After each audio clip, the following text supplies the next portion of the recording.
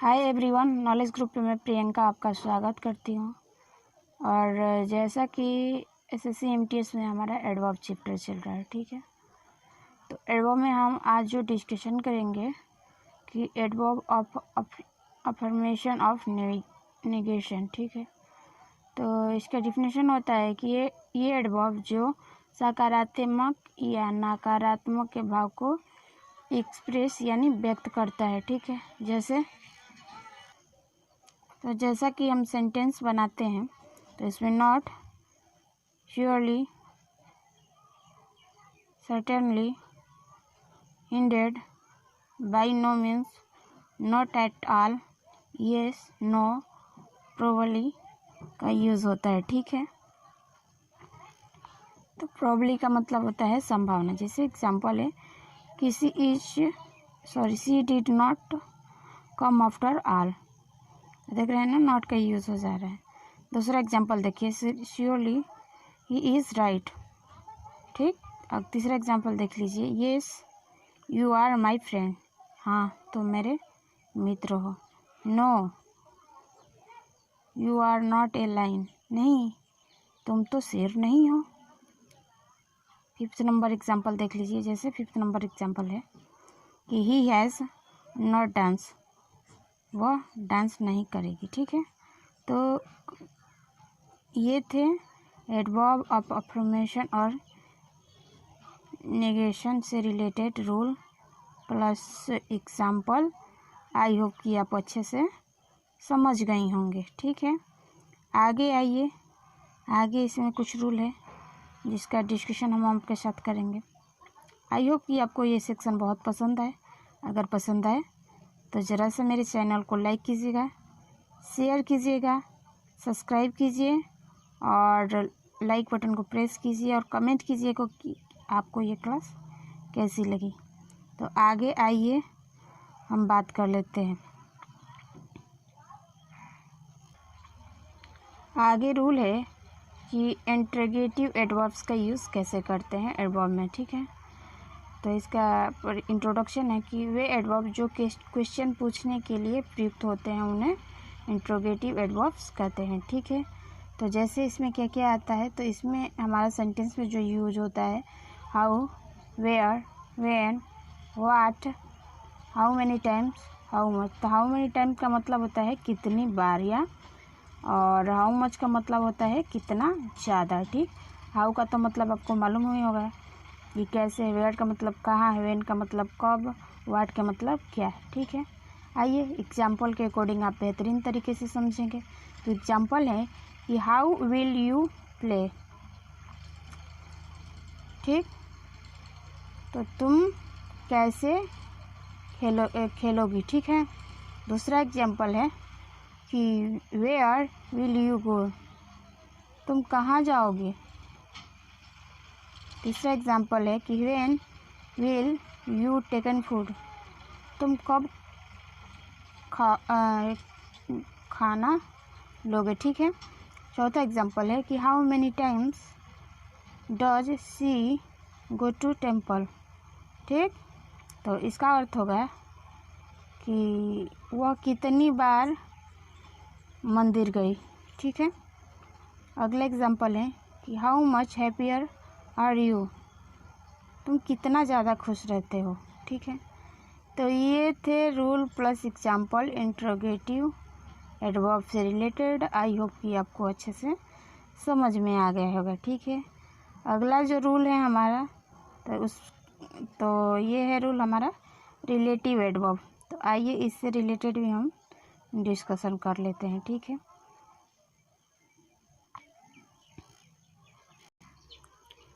आगे रूल है relative adverbs, ठीक है। तो इसका इंट्रोडक्शन होता है कि रिलेटिव एडवर्ब इंट्रोगेटिव एडवर्ब की तरह ही यूज़ होता है, लेकिन इंट्रोगेटिव एडवर्ब की तरह रिलेटिव एडवर्ब के बाद हेल्पिंग वर्ब नहीं आता है। जैसे इसमें यूज़ होता है how, where, when, how many time, how much. तो आइए इसका जान लेते हैं कि हिंदी में इसका अर्थ क्या क्या निकलता है, ठीक है। यहाँ इसका अर्थ निकलता है हाउ का कि जैसा कि कैसा, ठीक है। वेयर का निकलेगा कि जहाँ, की कहाँ, ठीक है। व्हेन का निकलेगा जब, की कब, ठीक। या हाउ मेनी टाइम्स का निकलेगा कि जितनी बार, या कितनी बार, ठीक है। हाउ मच का निकलेगा अर्थ कि जितना ज़्यादा, कि कितना ज़्यादा, ठीक है। तो यही सेंस इसके निकलेंगे। जैसे एग्जाम्पल है कि वेयर यू आर गोइंग, ठीक। तो इसका अर्थ होगा कि तुम कहाँ गए थे, ठीक। नहीं, तुम कहाँ जा रहे हो, ठीक। दूसरा एग्जाम्पल है कि हाउ यू स्पीक उर्दू, तुम कैसे उर्दू बोलते हो, ठीक है। तीसरा है when you sit in garden, तुम कब से बगीचे में बैठे हो, ठीक है। चौथा एग्जाम्पल है कि how many times his place,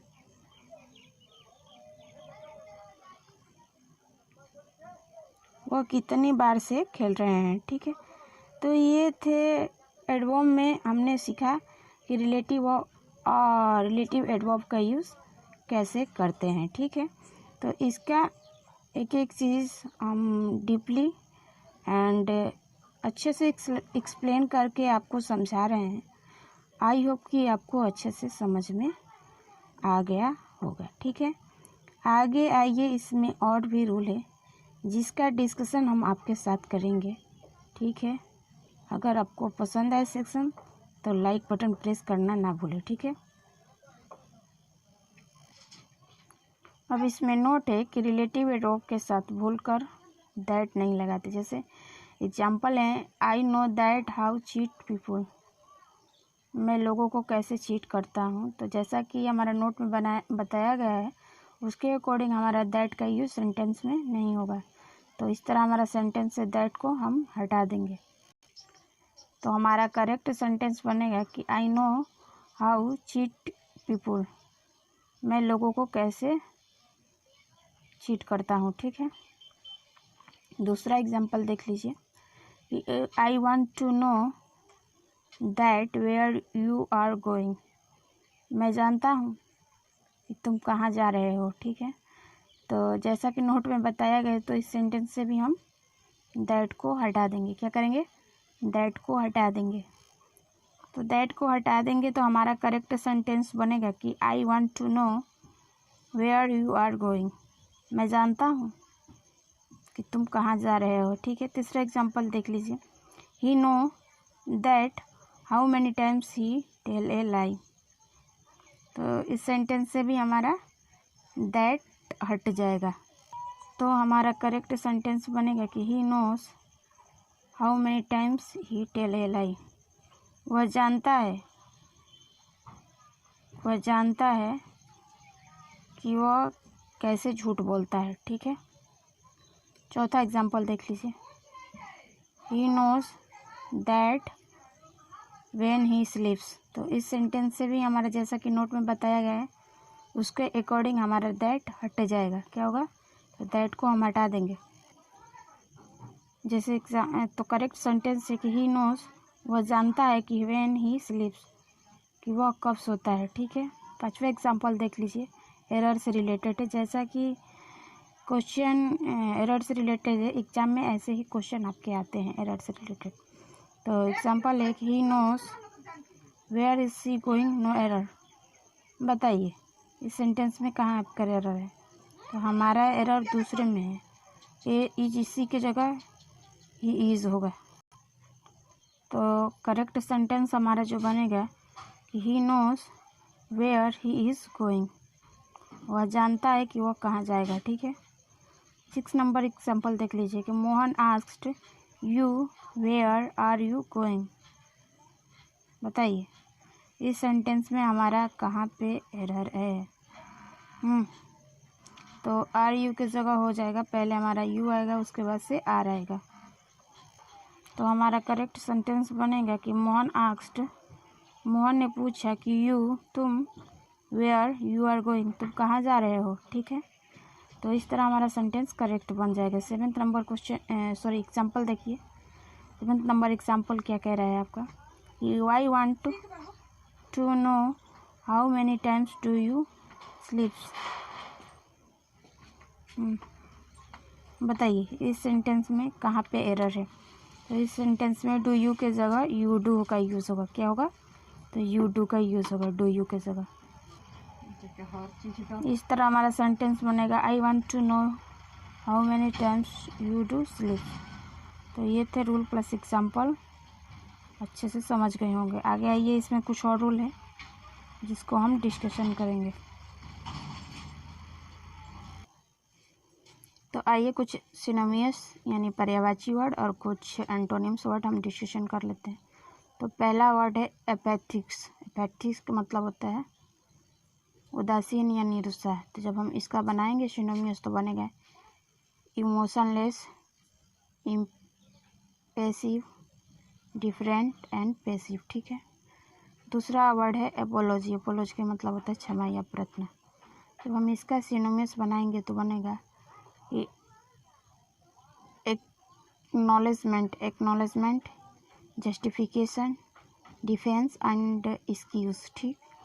तीसरा वर्ड है अपरेंट। अपरेंट का मतलब होता है अस्पष्ट या प्रत्यक्ष।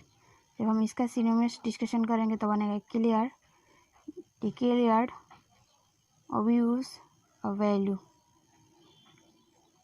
ठीक है। अब कुछ एंटोनिम्स के वर्ड है यानी विलोम शब्द, इसको डिस्कशन कर लेते हैं। जैसे बेस। बेस का मतलब होता है पेंदी, आधार या तार। तो इसका होगा टॉप या अपेक्स। ठीक। दूसरा वर्ड है बासफुल। बासफुल का मतलब होता है बीनीथ। तो इसका होगा बोल्ड, कॉन्फिडेंट एंड फॉरवर्ड। ठीक है। तो आई होप कि आज की क्लास आपको बहुत ज़्यादा पसंद आए। अगर पसंद आए तो लाइक, शेयर और सब्सक्राइब कीजिएगा। और इसी तरह का लेटेस्ट वीडियो पाने के लिए आप हमारे चैनल को सब्सक्राइब कीजिए, लाइक कीजिए, शेयर कीजिए, कमेंट कीजिए और बताइए कमेंट करके कि आपको ये क्लास कैसी लगी। फिर मिलेंगे नेक्स्ट वीडियो के साथ। तब तक के लिए थैंक यू एंड धन्यवाद।